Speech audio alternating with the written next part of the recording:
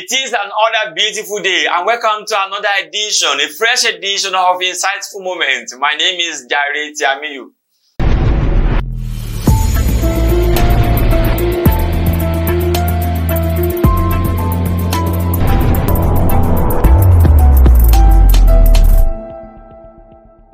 Today, we shall be talking about something that has become, so rampant. It has become the discussion from the western part of this country, from Ondo to Osun to Lagos to Oyo to Ekiti and some other part of Kwara. And that has to do with the agitation for succession and then, the creation of Oduduwa Republic. What is really happening? Do we really need the Oduduwa Republic now? What are the reasons why we need the Oduduwa Republic? And then, would there be any revolution without violence? The people that are agitating for the Oduduwa Republic, what are their grievances against the Nigerian state? These are the things we are going to be discussing today, and then in two other subsequent episodes. Today, I will be starting with, I believe, in Oduduwa Republic. I'm talking about Mr. Oluseyi Olaitan. He will be telling us why there is a need for a creation of Oduduwa Republic at this moment now. And also, we'll be speaking with some other people as we move on. Please stay tuned. I'll be right back.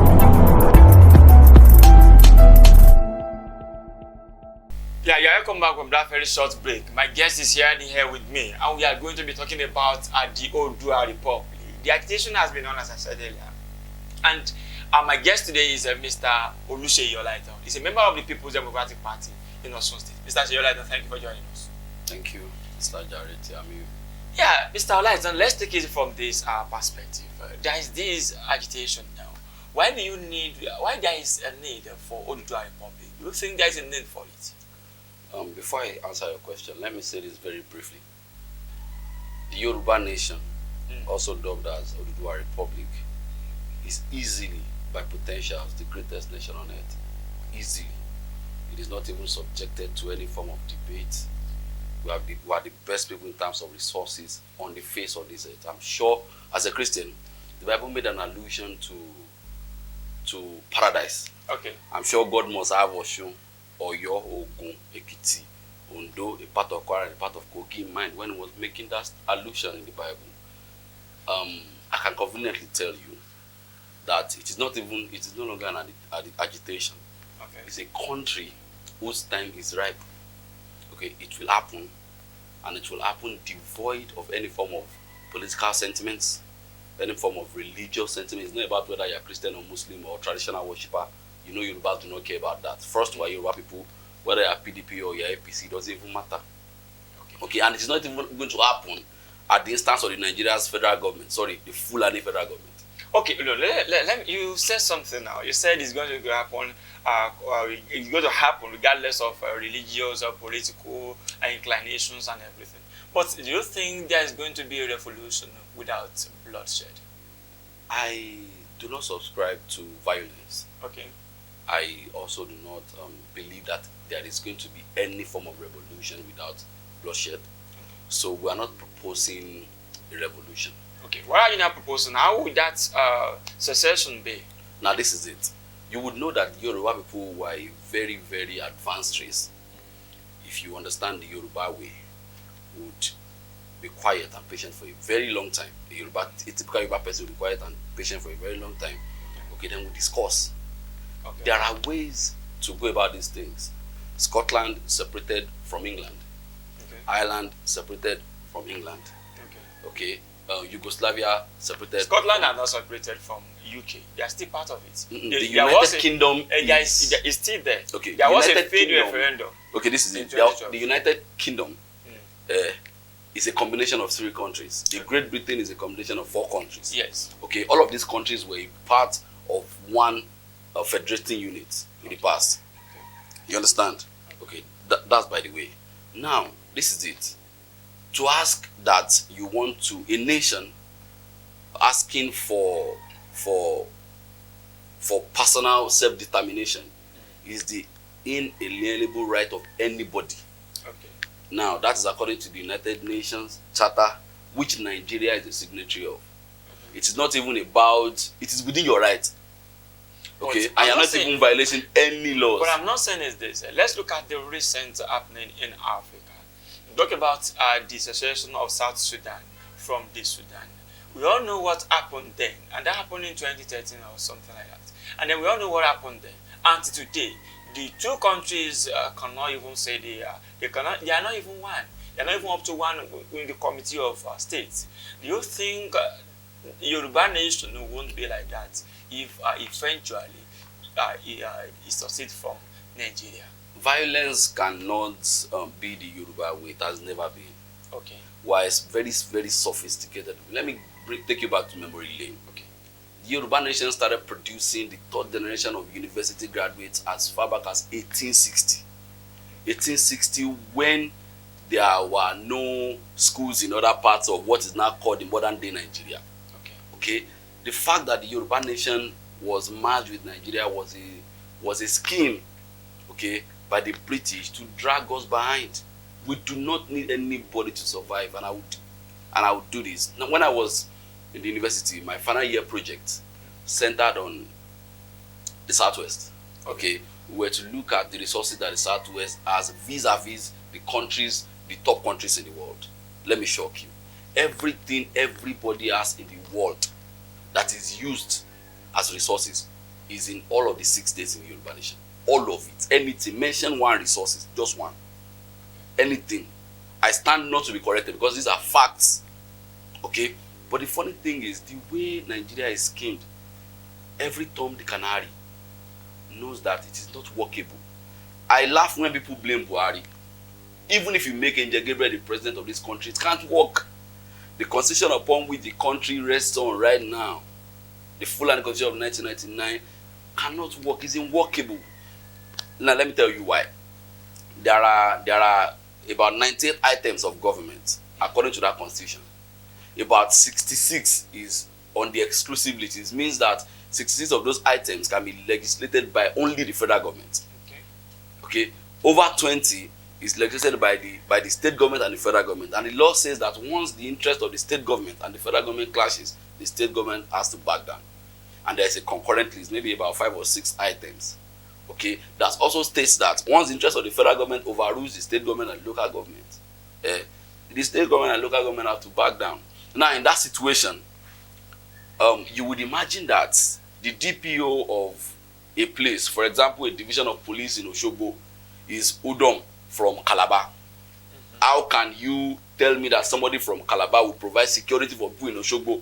Does he know Sabo? Does he know that Sabo from the back of Asarude Legun leads to Ahmadiyya, and from there leads to Obalende and Gbami? He doesn't know. Every security is local. How can you tell me that Osun State government owes salaries and they cannot pay, and we have gold in our backyard and it's been illegally mined by people from other states? How can you tell me that you will take oil from Ondo and then use it to build roads in Borno? Now this is it. It is so unfair. If your father earns 50,000 in a month when you were growing up, and my father does nothing and he loops around the streets, your father have 2 children, my father have 15, and then as a person they tell you to use your own father's 50,000, share it among my father and his own children, how does it make you feel? Mr. Oluseyi Olaitan, we'll come back to that because there are issues to discuss. We'll talk about restructuring. Yoruba people have been at the forefront of restructuring, and then we'll talk about, are you been a member of PDP? Were you part of the agitation before, or you just started, talking about it when your party is no more in power? We'll talk about all this when we are back from this break. Please stay tuned. Bye bye.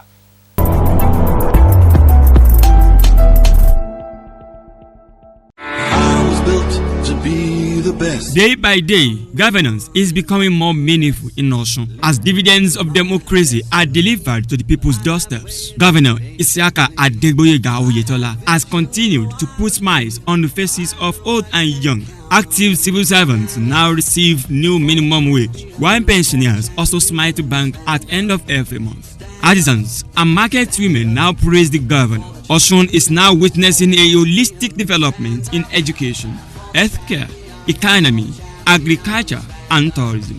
Osun is now the choice location for businesses for both local and international investors. The state under Oyetola is giving priorities to people's needs despite the paucity of funds. As projects are commissioned at intervals, Gboyega is working, Osun is progressing.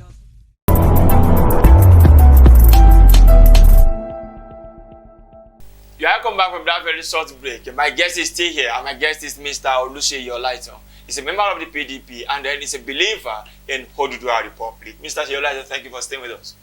Let's now talk from this perspective, as I said before we went on break. Yoruba people have been at the forefront of restructuring, calling for restructuring for Nigeria, to work better for all. Now Yoruba people are now saying that they want to actually secede from Nigeria. Are we saying that they have actually jettisoned the restructuring for succession, or Yoruba people are still pursuing the two? As one of the believers of those, do you believe in restructuring? Let me start from that. First time I'll say this. I am a Christian. I'm a People's Democratic Party member and a major player. Okay? But first, I'm a Yoruba man. That is the first most important thing to me. It is not even my religion or political affiliation. That is secondary. Okay, I haven't said that. The question of restructuring doesn't work again. Why? You would remember that our party, while in power in the federal government, instituted a national confab so that the whole country can come and discuss an existence that is not favoring us. The document that was signed in 1914 wasn't for the whole country to come together administratively. It was for business. And let me explain this to you. Lord Lugard was in charge of northern Nigeria. Okay, a few other people were in charge of southern Nigeria. And for administrative purpose and business purpose, they were not making any gains in the north. Because according to historians, an island historian, he said when it came to the south, as far back as 1846, he said that there was so much commerce in Yoruba land, and the economic language of that coast was Yoruba language. That is to tell you how far the Yoruba people have gone as far back as 200 years ago. Okay, now if we have done that in the space of that time, everybody that have gone to at least secondary school remember Samuel Ajayi Crowther. Okay, he became a bishop as far back as 1850 something. Okay, that is to tell you how sophisticated we've been before this current contraption. The funny thing is the document lapsed for just 100 years. There's an agreement. So even if we're in this for 100 years, it lapsed in 2014. But when your party was in power, that national confab that you are talking about, okay, your party did not implement it before. The president couldn't have implemented it. Because? The reason is very, very simple. Everything that is to be known in Nigeria has to go through the National Assembly. But he still had the power. Your party still controls the National Assembly. No. Now, this is what you are not understanding. Many of us who are politicians hold our race higher than our political party. That was why you will remember that the national chairman of the PDP at that time worked even for APC, because the APC presented a northern candidate. Now, let me tell you, it is very simple. If you are a Yoruba man and you are from PDP, and you are an Hausa man and you are from APC, your race first holds paramount level over whatever your political interest is. Now, the president couldn't have vetoed the National Assembly to implement that because it's a process. Now, I would say that Jonathan at that time started very late. By now, what is difficult in having what our founding fathers actually bargained for? Osun State, run your gold in Ilesha, run your bitumen, run your iron, copper, contribute a certain amount to the federal government. The federal government have their federal police, as in the case in the United States. Every state have your state police. Okay, every county, that would be like a local government setting here, have your local police. How is it difficult?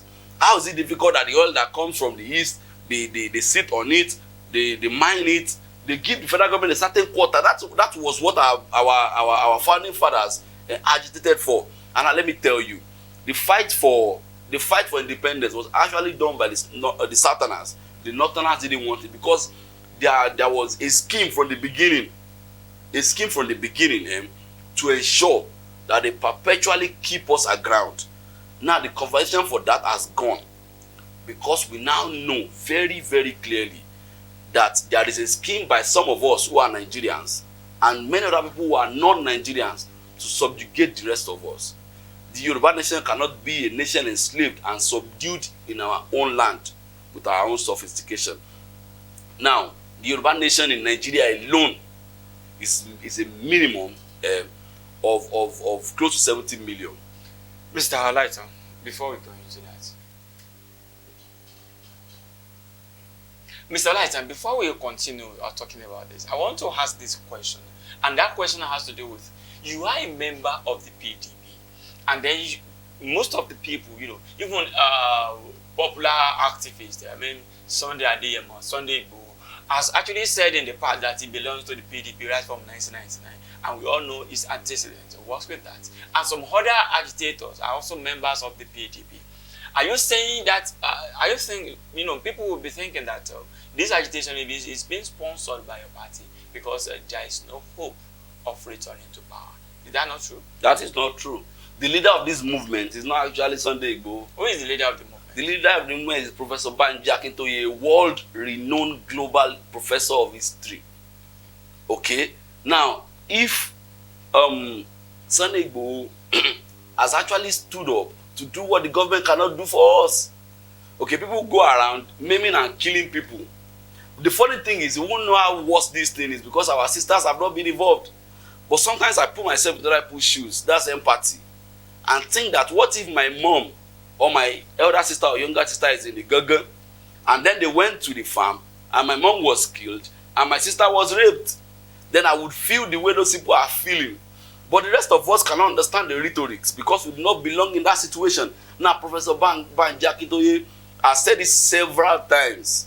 We are not going to go into war with the Nigerian federal government. Well, if the Nigerian federal government is not going into they will be sorry.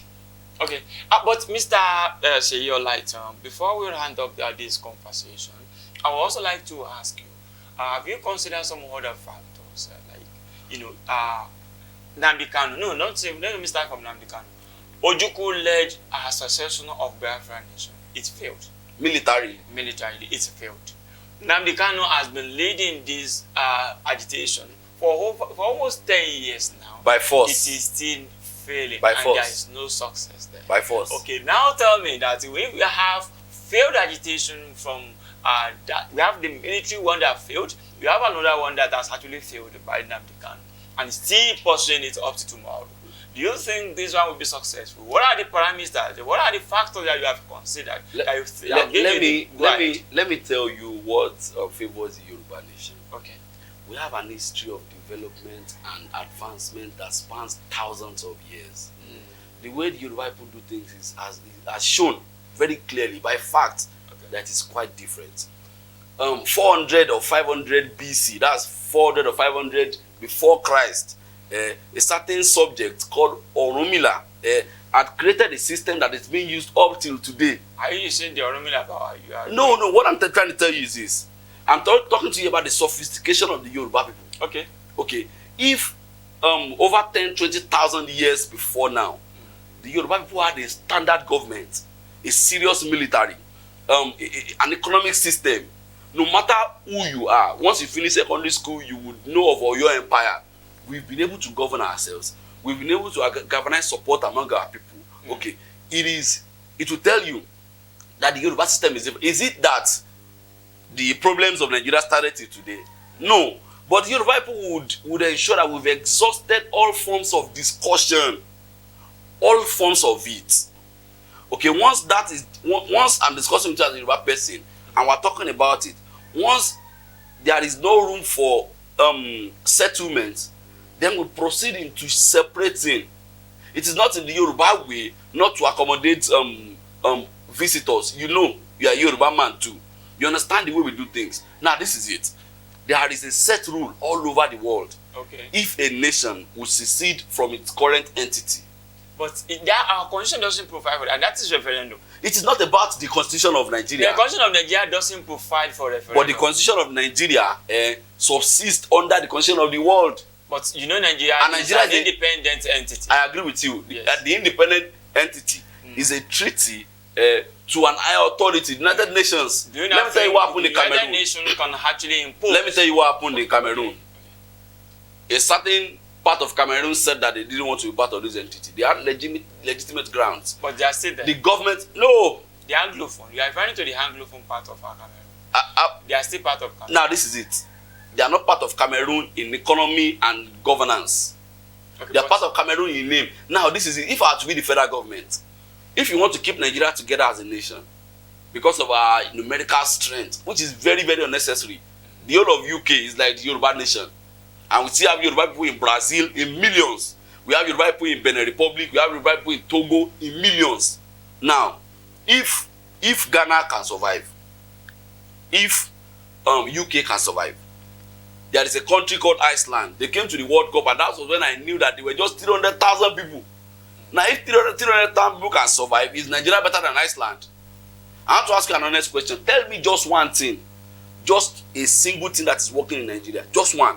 Mr. Seye, I'm to ask you a question here. You are not to ask me. No. That is to bring our viewers to the knowledge of the fact that not a single thing, not even the transition system, not the economic system, not the education of the law, Mr. Seye, do you now think the succession of Yoruba nation will bring solution to all this? In very simple place, if you can answer that. I didn't say that the Yoruba nation is going to be perfect. Okay. The Igbos want to leave this country.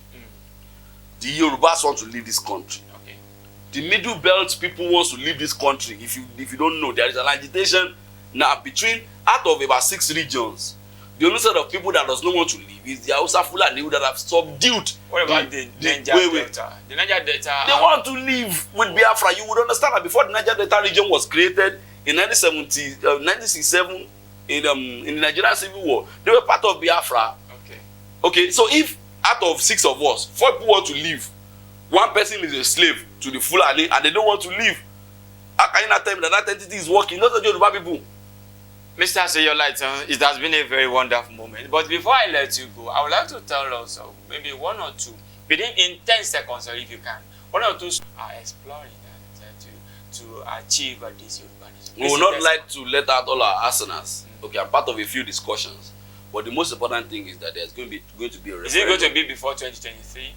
Very obviously. Before very obviously. Even if we have the swagger agenda by a political party saying that the next person to govern this country should be the Yoruba man. Don't you believe in that the next president should be president of Nigeria should be Yoruba man? Tinubu will try according to the Bible.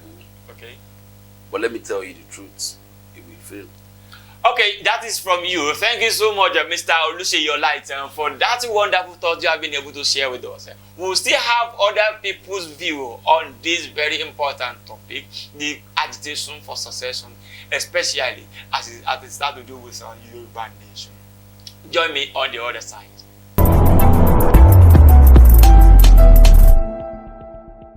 Yeah.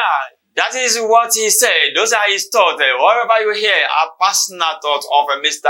Oluseyi Olaitan. He's a believer in Oduduwa Republic. He said there is a need for Nigeria to break, and then there is a need for a creation of Oduduwa Republic. And he has been able to highlight why we need that. And I'm very sure that we'll continue to stay on this because it is a continuous discussion as we continue to move on. Thank you very much for being part of the show. I am Jare Tiamiyu. Regards to all the members of Inside Multilinks Media, everyone that have been able to work with me today, the director, the editor, and every other person, thank you for working with me. Some other time I will come your way with another fresh edition, but also on this topic. Ensure you stay safe and be your brother's keeper. Bye for now.